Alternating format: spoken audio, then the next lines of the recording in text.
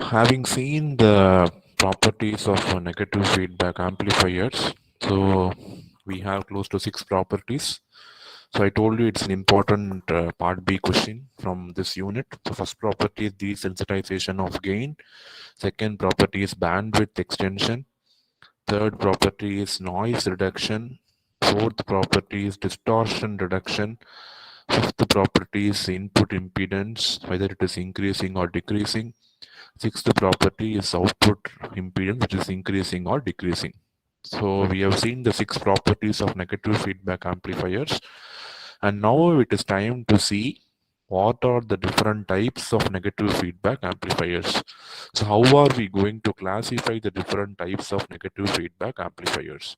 So remember, feedback network is possible only when you have sampling network at the output side and mixing network at the input side. So only if these two networks are there, you will have a path to flow from the output to input. That path is called as your feedback path, correct?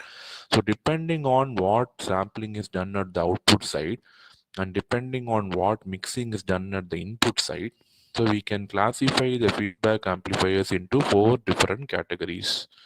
Okay, we can classify them into 4 different categories. So the names are given here. It is voltage series feedback, or it is called as series shunt feedback, current series feedback, or it is called as series feedback, current shunt feedback, or it is called as shunt series feedback, voltage shunt feedback, or it is called as shunt feedback. Is it possible for you to remember these names as it is shown in the slide?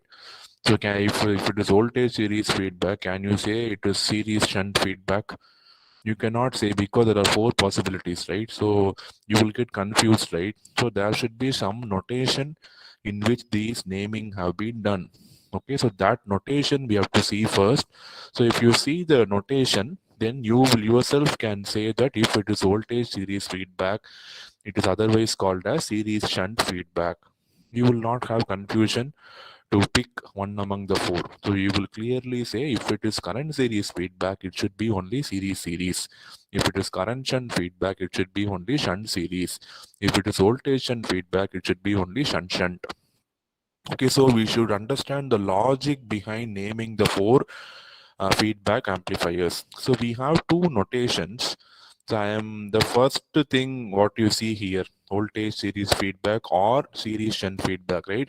So this voltage series feedback is called as notation 1, and series shunt feedback, the name is got from notation 2. Okay, so and both the notations will denote the same amplifier only.